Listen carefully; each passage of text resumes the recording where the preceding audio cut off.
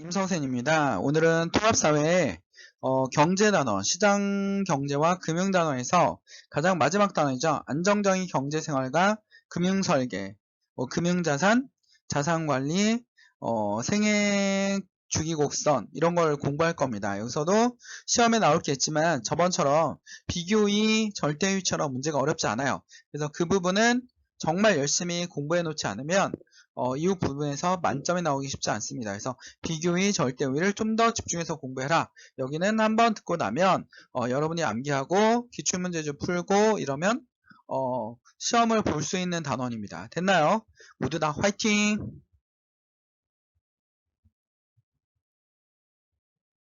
자, 무역 확대가 미치는 영향. 지난 시간에 요거까지 집어넣으면 수업이 너무 길어질 것 같아서 요걸 빼버렸습니다. 자, 여기서 시험에 나올 게 뭐가 있습니까?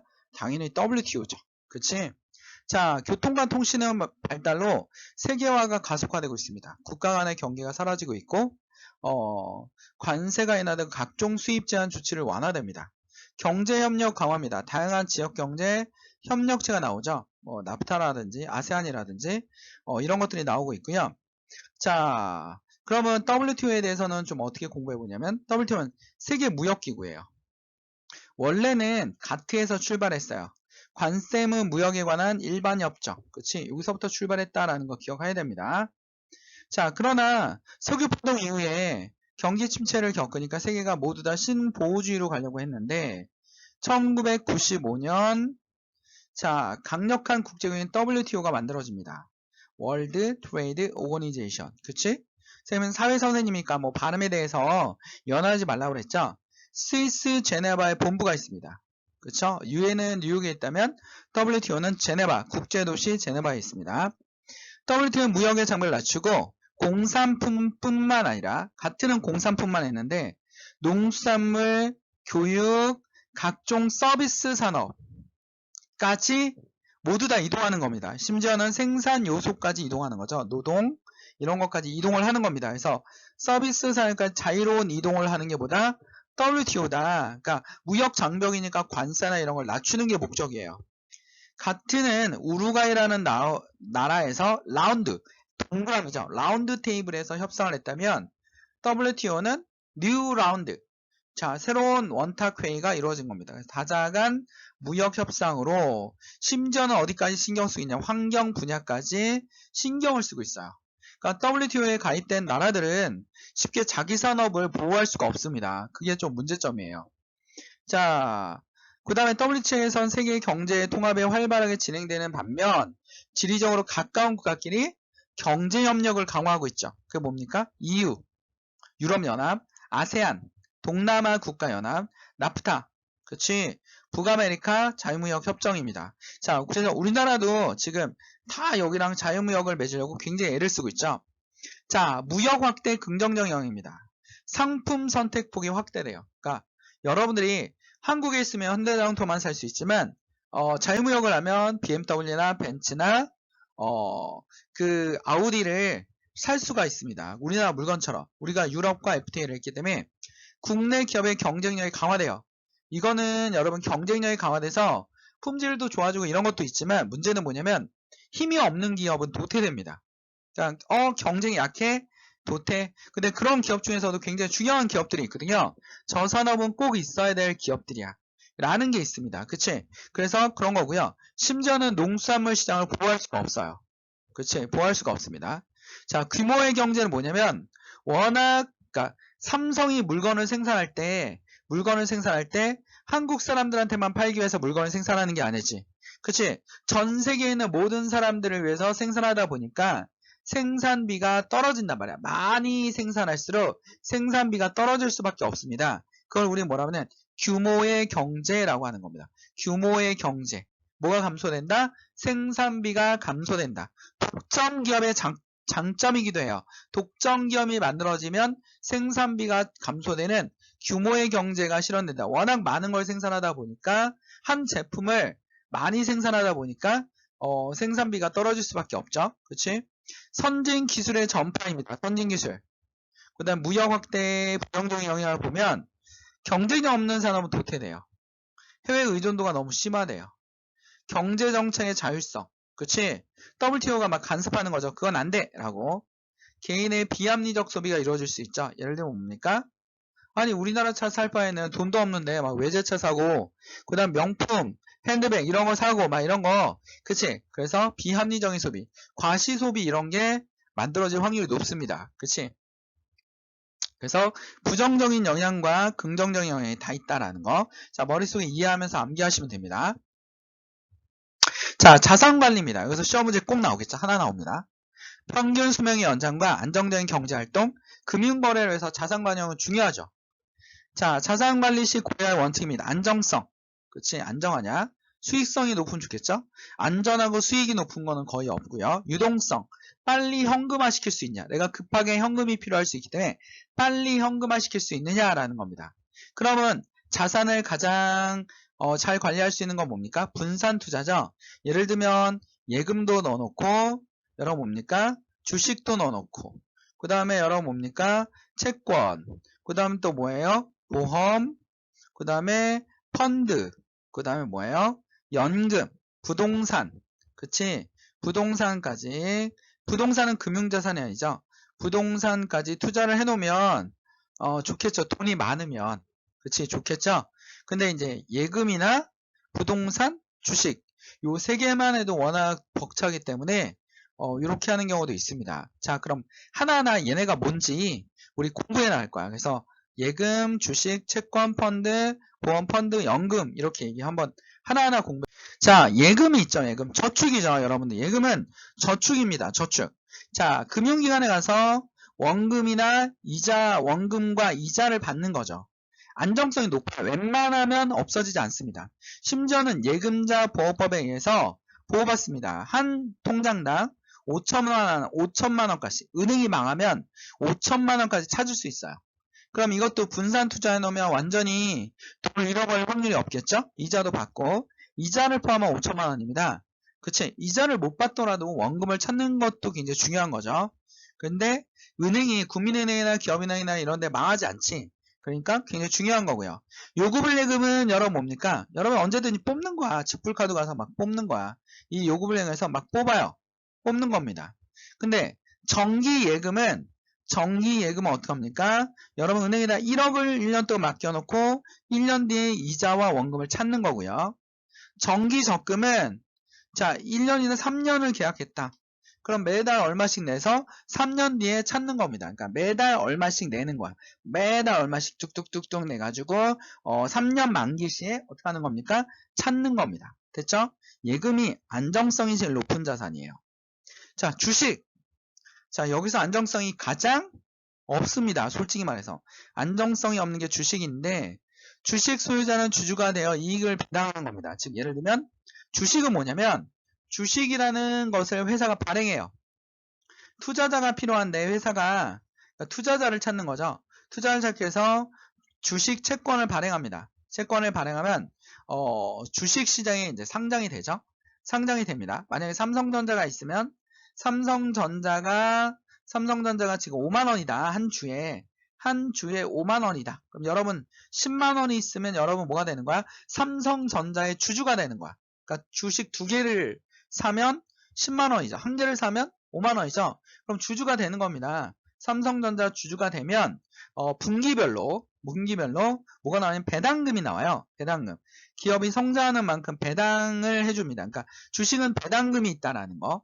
그러니까 배당이 있는 주식이 있고 배당이 없는 주식이 있어요. 그래서 배당금이 나오는 주식이 있고 굉장히 작은 회사들은 배당금이 없죠. 기업은행이나 삼성전자는 배당주에 해당됩니다. 그래서 배당금이 나오겠죠. 배당금도 나오고 주가가 올라가면 자산이 늘어나겠죠. 나의 금융자산이 늘어납니다. 떨어지면 어떻게 됩니까? 그치? 금융자산이 줄어들기도 하고 뭐 망할 수도 있죠. 여러분이 잘 모르는 회사에 집어넣었는데 그 회사가 한 주에 막 500원짜리도 있어. 500원짜리, 200원짜리도 있는데 이런 걸 우리는 땡전주라고 하거든. 이 땡전주는 주가가 막 떨어지면 엄청나게 빨리 움직여요. 왜냐면 주식이 작기 때문에 누군가 엄청 사들이면 막 올라가. 그치? 주식시장은 사는 사람 많으면 막 올라가. 수요가 많으면 올라가. 주식 채권을 너도 살려고 막 컴퓨터에서 막 매수를 막 해요. 그럼 올라가. 매도가 너무 많으면 어떻게 막 떨어져. 그치? 그게 주식이야. 그치? 그래서 쫙 떨어지는 경우도 있어요. 막 끝없이 쭉쭉쭉쭉쭉쭉쭉 30%씩 떨어지는 경우도 있습니다. 그치? 30% 하루에 30% 이상 못 떨어지게 돼 있어요. 그래서 30%면 어마어마하죠? 어마어마합니다. 그치? 수익성은 높아요. 그치? 안정성은 완전 없습니다. 그치? 그래서 완전 망할 수 있어요. 여기 중에서 제일 위험하다. 위험자산이다 라는 거. 주식은 위험자산이다 라는 거. 주식시장에서 학생들 주식에 대해서 요즘에 많이 알고 있는데 그 주식은 위험자산이다. 딴 사람 따라하지 마라 라는 겁니다. 채권은 부침입니다. 채권. 그러니까 주식은 여러분 주식시장 상장에서 투자자를 얻어서 갚을 필요는 없죠. 주식가가 떨어진다고 여러분들에게 갚습니까? 뭐 이자를 주는 것도 아닙니다. 배당금만 줍니다. 근데 채권은 뭐냐면 정부도 발행할 수 있어요. 국채, 국가가 발행한 채권, 빚이죠. 이렇게 빚이야. 국채, 뭐 국채 1억짜리 이렇게 종이 쪽지 나오잖아요. 그렇지? 1억짜리. 자, 그 다음에 공공기관입니다. 공공기관은 여러분 뭐예요? 공채, 공채. 기업은 회사채, 회사채를 발행합니다. 자, 이자를 지급할 것을 약속해요. 이자를 지급할 것을 약속해요. 그 다음에 돈을 빌린 후에 제공하는 증서입니다. 그리고 뭐 몇 년 있다가 갚을 때 여러분에게 이자와 원금을 주는 거죠. 예금보다 안정성 낮아요. 왜 낮냐면 기업 같은 경우는 돈이 없으니까 회사채를 발행하는 거잖아. 그러면 이 회사는 안정적이야, 불안정적이야? 불안정적이죠. 사장님은 이렇게 얘기하죠. 돈만 있으면 살릴 수 있어. 모든 사람이 그렇게 생각해요. 돈만 있으면 살릴 수 있어. 그러다가 회사가 망하면 못 받는 거야. 그치? 옛날에 뭐 건설회사였어. 사람들은 대기업하고 그 이름이 똑같아서 대기업인 줄 알고 거기다가 뭐 1금융권이 그 회사채를 파는 바람에 거기다가 이자율도 괜찮고 해서 1금융권이 적극적으로 파는 바람에 사들였어요. 사들였는데 회사가 없었어. 그러면 그 채권을 사들인 사람도 어떻게 되는 거야? 채권은 이제 휴지 조각이 된 거죠. 그리고 뭐 돈을 찾을 수가 없는 거야. 그렇지? 그래서 주식보다는 안정성이 높지만 그런 경우는 없지만 주식보다 안정성이 높지만 예금보다 안정성이 낮다라는 거. 수익률은 높죠. 훨씬 더 높습니다.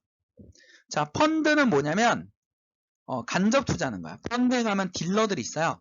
그래서 딜러들이 대신 여러분이 딜러에게 한 1억을 맡겼다. 그럼 딜러가 이거를 투자를 해서 뭐 주식 투자도 하고 원유 투자도 하고 원유 휘발유 투자 막 이런 거 금 투자도 하고 해가지고 돈을 불려서 여러분에게 돌려주는 거거든요. 근데 이제 이것도 얘네들이 1억 10억까지 1억까지 막 돌렸는데 어떻게 됩니까? 2천만 원밖에 안 나왔어. 그렇지? 그렇다 해서 딜러한테 8천을 받을 수가 없어요. 그러니까 펀드도 간접 투자지만 채권보다는 위험하다라는 거. 거의 주식하고 맞먹을 정도로 위험자산 중에 하나입니다. 선생님 생각엔. 위험자산이 하나고요. 자, 여기서도 객관적으로 봐도 채권보다는 위험해요. 채권보다 위험합니다. 됐나요? 그 다음에 여러분 미래에 발생하고자 하는 보험이죠. 보험은 여러분 안정자산인데 사고가 났을 때 로또처럼 돈이 나오는 겁니다. 아팠을 때 돈이 나오거나 보험이죠. 그 보험이고 연금은 여러분 뭡니까? 그 노후 대비를 해서 열심히 연금을 부어놓으면 노후에 뭐 할 수 있어? 그 연금을 받아서 편안하게 살 수 있지. 이것도 중요한 미래의 대비책 중에 하나입니다. 그치? 국민연금이 좋긴 해요. 근데 이제 국민연금이 지금 인구 변화 상황으로는 좀 위험하긴 합니다. 근데 국가가 뭐 국채를 발행해서라도 당연히 돌려줘야겠죠? 국민연금도. 자, 그래서 이렇게 다양한 금융자산들이 있다라는 거 그렇게 기억하시면 돼요. 이거 시험에 잘 나온다. 수능에도 나오고. 자, 생애주기 금융설계입니다. 내신에 잘 나와요. 생애주기가 있습니다. 자, 여러분, 자, 20대 때는 어떻습니까? 20대 때는 취업 준비하겠죠? 취업 준비하고 대학에 스펙을 기르고 결혼자금도 준비해야겠죠. 쉽지 않지만 결혼자금도 준비를 해야 되고 결혼할 때 또 비용이 많이 들잖아. 근데 이제 정말 자기가 사랑하는 사람하고 얘기를 해서 우리끼리 좀 이렇게 간단하게 드리자. 그리고 있는 돈을 차라리 집이나 이런 데 투자하자 라고 합니다 하면 훨씬 더 적게 결혼할 수도 있어요. 이것도 또 하나의 방법 중에 하나인데 또 어른들 생각은 다르기 때문에 그게 또 쉽지는 않을 거예요. 자, 30살입니다. 봐세요. 요게 여러분 뭐야? 소비 곡선이야. 지출. 이래야 됩니다. 원래는. 이게 소득 곡선이야. 그러면 여러분 봐봐. 여기서부터는 여기까지는요. 뭐가 많아요? 소비보다 소득이 많지. 소득이 많습니다. 수입이 많아요. 그러면 요건 뭐가 되는 겁니까? 요 부분. 이만큼이 저축이 되는 거야. 이게 뭐가 되는 거야? 저축이 되는 거야. 그치? 미래에 대한 저축이죠. 저축이 되면서 자산을 늘리는 겁니다. 근데 여러분 50세가 넘어서 회사를 그만두기 60세가 돼서 이제 회사를 그만두기 시작하면 어떤 일이 벌어지냐면 소비가 늘어나요. 자, 노인들이 젊은 사람들하고 쓰는 비용이 좀 다릅니다. 좀 즐거운 데 쓰거나 아니면 건강 비용에 많이 써요. 그치? 그러면 지금 소비가 높잖아, 소득보다. 그럼 근데 생명은 점점 길어지고 있어. 100세 시대라래. 그러면 이건 뭐 해야 될까? 정부가 실버 산업을 육성해야 되고요. 실버 산업을 육성해야겠죠? 복지를 강화하고 실버 산업을 육성하고 그 다음에 또 뭐 해야 됩니까? 그치? 노인 일자리를 창출해줘야 해요. 노인 일자리. 노인만의 경륜이 있고 성실도가 있잖아. 그치? 그러니까 노인 일자리 그 다음에 정년을 좀 더 늘려줄 수 있는 방법도 하나입니다. 그치? 한참 일할 수 있는 나이 요즘에는 60세, 70세도 굉장히 젊어요. 젊습니다. 그냥 멀쩡하세요. 멀쩡하시기 때문에 노인 일자를 창출해 주는 것도 굉장히 중요한 것 중에 하나인 것 같아요. 자, 이제 40세가 되면 여러분 자녀 양육이라든지 주택 마련을 계속 하겠죠. 주택 마련은 쉽지 않기 때문에 재산도 좀 늘려놔야 되고요. 자녀 성장기라서 비용이 많이 듭니다. 그치? 비용이 많이 들지만 또 미래에 대한 저축도 좀 해놔야 되고요. 자, 50세가 되면 자녀가 이제 결혼할 나이가 다 돼가요. 그치? 결혼 준비. 그 다음에 은퇴 준비도 해야 되죠. 그치? 은퇴 준비도 해야 됩니다. 그 다음에 이때 노후생활 자금이 있어야 되고 건강 유지 비용이 많이 듭니다. 노인들이. 병원비 많이 들고요. 긴급 자금도 많이 필요합니다. 그치? 그러니까 노인 일자리와 실버 산업, 사회사업, 복지를 강화하는 수밖에 없는데 이 복지가 강화되려면 아이들이 많이 태어나서 이 청장년층들이 그러니까 여기 있는 생산 가능한 장년층들이 많아야 됩니다. 즉 여러분 우리나라는 15세 이상부터 일할 수 있죠. 만 15세부터 일할 수 있어요. 15세부터 64세까지 청장년층이 일할 수 있는 거기 때문에 여기까지 노동 가능한 거고요. 65세부터는 유인이 정한 노인이 됩니다. 근데 이것도 좀 지나면 변하지 않을까 생각하고 있어요. 여기가 유소년층이에요. 0세에서 14세까지 유소년층에 해당되는 겁니다. 그래서 여기에 해당되는 사람들이 많이 벌어야지 이 복지를 강화할 수 있다라는 거죠. 그치? 복지를 강화할 수 있습니다라는 겁니다. 자, 문제 한번 풀어보겠습니다. 문제. 금융상품 가와의 일반적인 특징에 대한 설명 옳은 것입니다. 가와나의 각각 주식과 채권 중에 하나입니다. 자, 모의고사 문제고요. 이번 모의고사 문제입니다. 가는 경영장을 말하는 경우에 발행하는 증권이니까 주식이죠. 주식. 그치? 주식입니다. 발행기관에 필요한 장을 빌리면서 원금과 이자를 언제까지 갚아야겠다는 것을 표시하는 증권. 이건 뭡니까? 채권이죠. 채권. 회사채, 국채, 뭡니까? 그 다음에 공채. 이런 게 있어요. 자, 그래서 나는 채권이고 나는 증권입니다. 자, 가는 만기가 있다. 가가 아니라 나가 만기가 있죠. 채권은 만기가 있어서 돌려받을 수 있습니다. 나는 시세 차익을 기대할 수 있다. 그치? 나는 시세 차익을 기대할 수 있어요. 이자가 있기 때문에 시세 차익을 기대할 수 있고요. 나와 달리 가는 정부가 발행할 수 있다. 정부가 발행할 수 있는 건 뭡니까? 주식은 회사들이 발행하죠. 회사들이 발행하고 정부가 발행할 수 있는 거는 나죠. 나입니다. 나. 나는 정부가 발행합니다. 그게 뭐라고 했어요? 국채. 공공기관이 발행하면 공채. 회사가 발행하면 회사채. 회사채. 개인이 발행하면 뭐예요? 사채. 그치, 회사채. 러시앤 캐시. 무과장입니다. 자, 그 다음에 나와 달리 가의 발행액은 발행기관의 부채로 기록된다. 부채로 기록되는 건 뭐예요? 나죠? 나입니다. 나. 가나 모두 이자 수익을 나가 이자 수익을 기대할 수 있습니다. 됐죠? 그래서 답은 몇 번? 2번입니다. 됐나요? 자, 여러분 요 부분은 여러분 시험 기간 가까이 오면서 좀 더 정리하도록 하시고요. 앞에서 어려웠던 것들. 그치? 뭡니까? 기회비용과 비교인은 정말 오답률이 높습니다. 그 부분에 집중을 하시고요. 그 문제보다 어렵게 나오는 학교들도 있어요. 학교들도 있습니다. 선생님이 그 심화 문제는 카페에다 올려보도록 하겠습니다. 모든 학생들에게 해당되는 게 아니기 때문에 심화 문제는 카페에 올리도록 하겠습니다. 자, 여러분이 구독과 좋아요를 신청해 주셔야지 선생님이 힘이 됩니다. 자, 구독과 좋아요 부탁드리고요. 모두 다 화이팅! 입니다.